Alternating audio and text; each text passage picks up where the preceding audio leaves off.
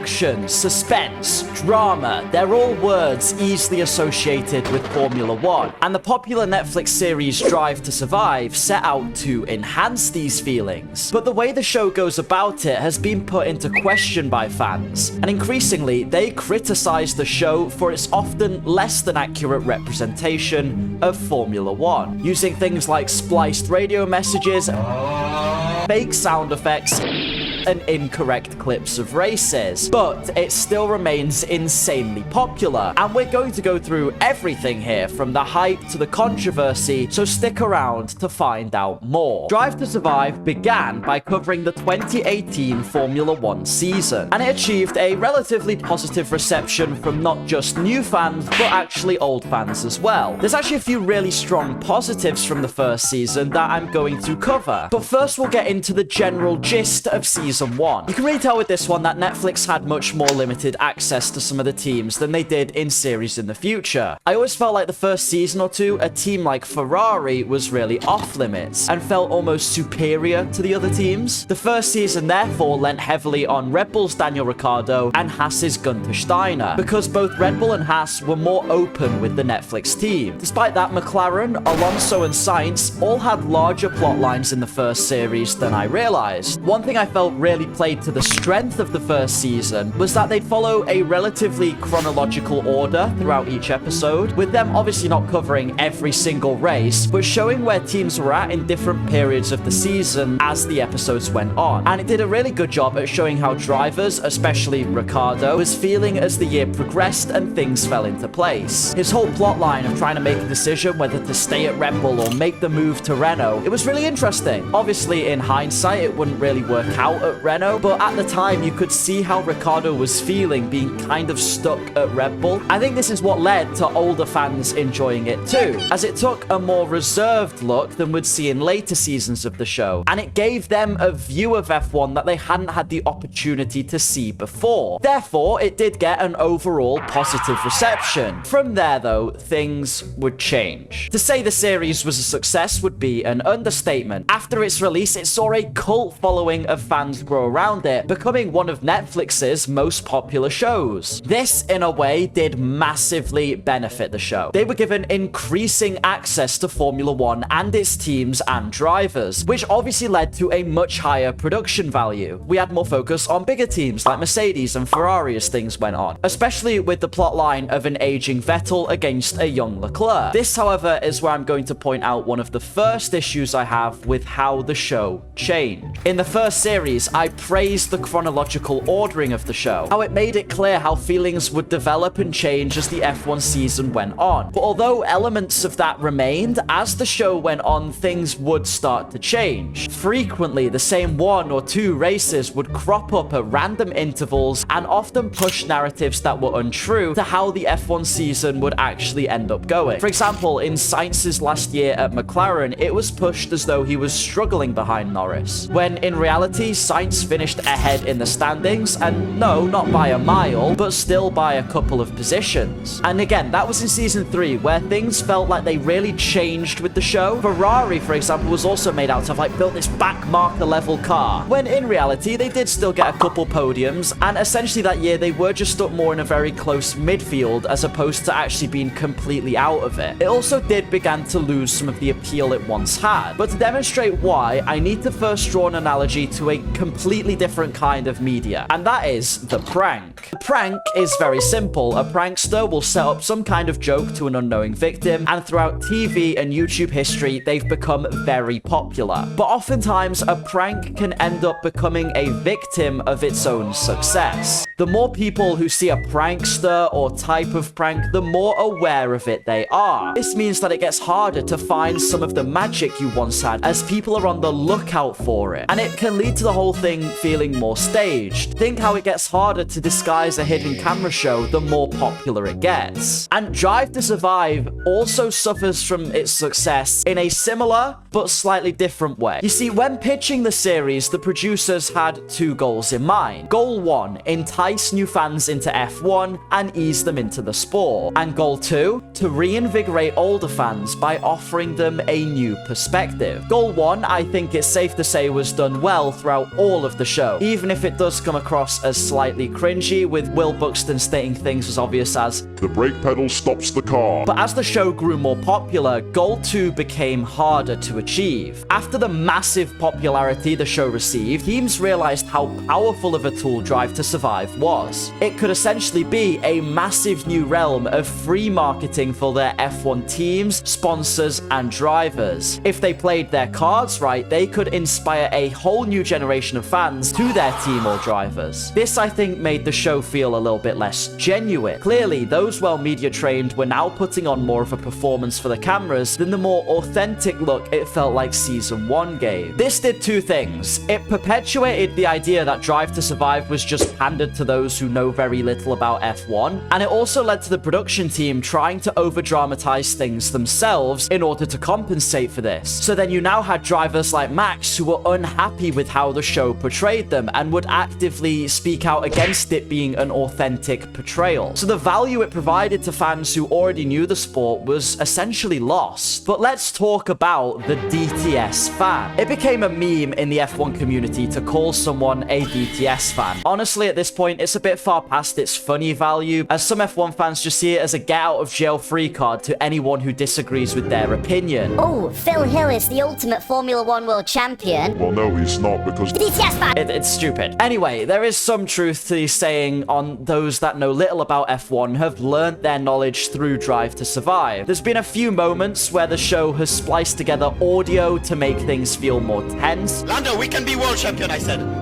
Please, Lando. Or even added like goofy sound effects so the racing is more dramatic.